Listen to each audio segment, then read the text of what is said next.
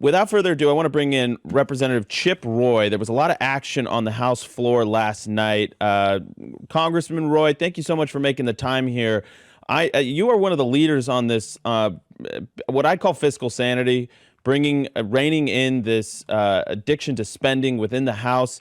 Congressman, genuinely, for Americans all across the country, thank you for being such a loud voice on this. Tell us what happened last night. Bring us up to speed. There was a lot of, theater last night.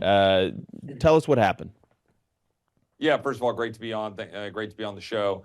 And yeah, proud to get out there and try to fight for some level of fiscal sanity. I would tell you that I think what we passed last night out of the House of Representatives was a very small step, but an important step in the right direction. What we did and what we passed out of the Budget Committee, on which I serve, and the Rules Committee, on which I serve, and then the House floor, is we set a floor of spending restraint, of spending reductions. Now, let me be very clear. This is Washington speak. This is actually reductions and increases. We are not yet to the point where we've embraced the need to have the cuts that reduce the spending. DOJ is doing that. We need to in Congress. What we passed yesterday was a reduction in increases in spending of about $1.5 trillion, a floor.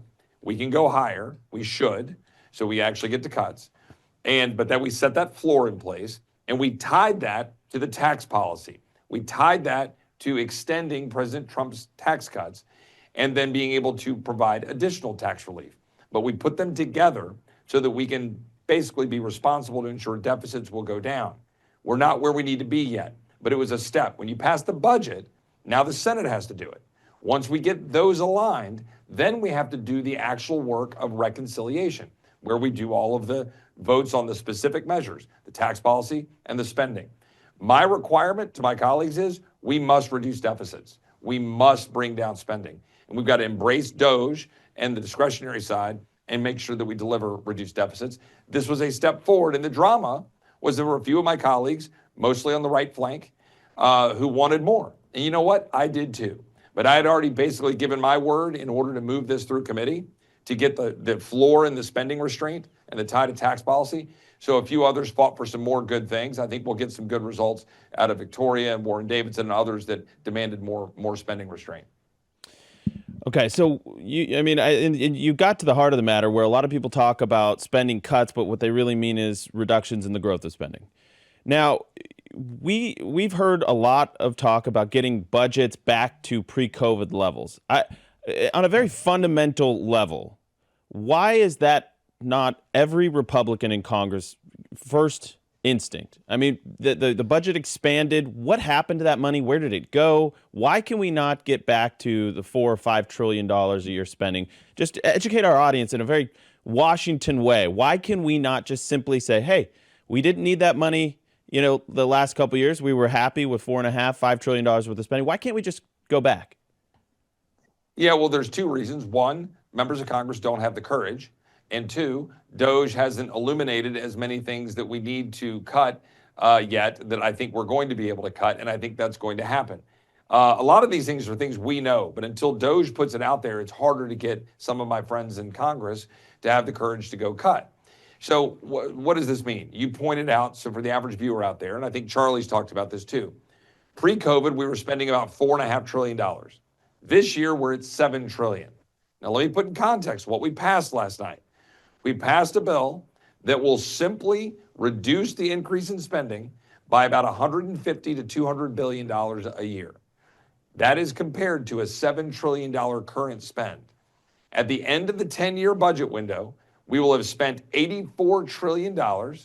We will have taken in about 60-something trillion dollars for a rough increase in the deficit and more debt of $20 trillion. I'm not painting a great picture yet, am I? I had very serious reservations about moving this bill. But here's why it was important.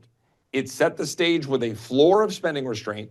It opened the door to reforming Medicaid, which we must do because it is currently being used to scam taxpayers, to give money to able-bodied Americans and illegal aliens at the expense of those who need it the most. We need to reform it. My colleagues who are afraid of that are wrong. And we need to hold our colleagues accountable and discretionary to take the DOJ cuts like USAID and implement them. Let me remind you, Eli Crane, my conservative friend from Arizona, offered an amendment because all of us conservatives knew that USAID was bad. He offered an amendment to cut it by 50%. Republicans voted for it. 102 Republicans voted for it. 114 Republicans voted against it. That was in the fall of 23. Because of Doge, I think that vote today would be different. But this is what we're up against. I'm answering your question in a long form. That's why it's a problem. We have $2.5 trillion. You ask why it went up? Part of that's inflation because of the ridiculous policies under Biden, the energy policies, the big spending, and then it's the spending. And all of that raised it from 4.5 to 7 trillion. Keep in mind, the total spend in 1987 was $1 trillion. It was 4.5 trillion in 2019. It's already up to 7 trillion. We've got to act. The Senate's going to have to stand up, work with us to actually embrace additional spending restraint. Yeah, and I think you hit on a really important piece here. This is the Medicaid, Medicare, Social Security piece of it, the entitlements piece of it, which is considered political poison for anybody to try reforming it, right? And I know we're going to try and focus on the waste, fraud, and abuse that is certainly in those programs. Just moments ago, President Trump commented on this. Let's go ahead and play cut 181. The spending bill that passed last night aims to cut $2 trillion. Right. Can you guarantee that Medicare, Medicaid, Social Security will not be touched? Yeah, I mean, I have said it so many times, you shouldn't be asking me that question, okay? This will not be read my lips. It won't be read my lips anymore. We're not going to touch it. Now, we are going to look for fraud. I'm sure you're okay with that, like people that shouldn't be on, people that are illegal aliens and others, criminals in many cases, and that's with Social Security. We have a lot of people. You see that immediately when you see people that are 200 years old that are being sent checks for Social Security. Some of them are actually being sent checks, so we're tracing that down, and I have a feeling that Pam is going to do a very good job with that. But you have a lot of fraud. But no, we're not doing anything on this. So he is adamant. We're not going to touch entitlements. I mean, I hate to put you on the spot here, Congressman, but earlier in that press conference, he said, we're going to balance the budget. And I have to assume that he's talking about balancing the budget through rooting out waste, fraud, and abuse and growth. Because, but can you do it? Can you balance this budget without touching entitlements? So, first of all, we can absolutely balance the budget with the combination of all of those things, right? The president is correct that we must have economic growth. We must have spending restraint, which I think the president has agreed and said we must have cuts that will eliminate waste, fraud, and abuse. He talks about repealing the massive subsidies under the Inflation Reduction Act. Those things are absolutely true. We also need to get rid of the regulatory state that is constraining economic growth, right? And those things that are impeding Americans from being able to go produce wealth. But what I would say to this is we have an obligation and a duty to reform Medicaid. Why? Because it was designed as a program to help those who are disabled and, frankly, the people who are not able-bodied, right? That's how it was designed. We have a duty to the extent tax dollars are going to be committed to that end. Then we have a duty to make sure that's what's done. Most Americans don't know that after Obamacare, able-bodied Americans were given a higher federal matching rate, a higher rate, 90%, the dollars that go from the feds to go say, we're going to go fund Medicaid, a higher rate for the able-bodied expansion population on Obamacare. I think that's wrong.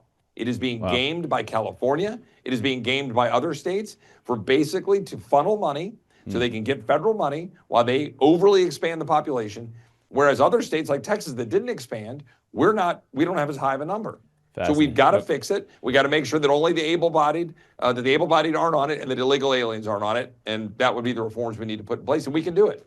Well, I think that's smart. And by the way, I do believe there's a lot of potential for growth, revenue growth. And, Trump's announcing this gold card for $5 million. I actually think that's kind of smart, especially if we could sort of reform some of our other broken immigration policies. I want to give you the opportunity, Congressman Roy. We've got about 45 seconds here. What happens next in this budget process? And I agree, these are some big wins. Putting that floor on spending that we can go higher is key. What happens next? Mm-hmm. Well, the Senate's going to have to now look at our product. They've sent a version over, their version, which was a skinnier one to deal with border and defense. They're going to look at ours. They're going to try to figure out what they're going to do. My guess is they're going to try to expand the tax side of it, make them more permanent. I support that, however, provided They also expand the spending restraint side. We've got to do our part. We've got to be honest. We've got to do math. And the singular objective should be to reduce deficits immediately, not based on some future promises. And our budget Totally agree. yesterday was only a step. It didn't get the job done. We have more work to do. Well, Congressman, I know that you are one of the good guys in there fighting. Charlie has your back. We have your back. Thank you for all your hard work you're doing there. Cut more, cut deeper, as Mr. Wonderful is telling Doge. We tell you the same thing. Thank you, sir.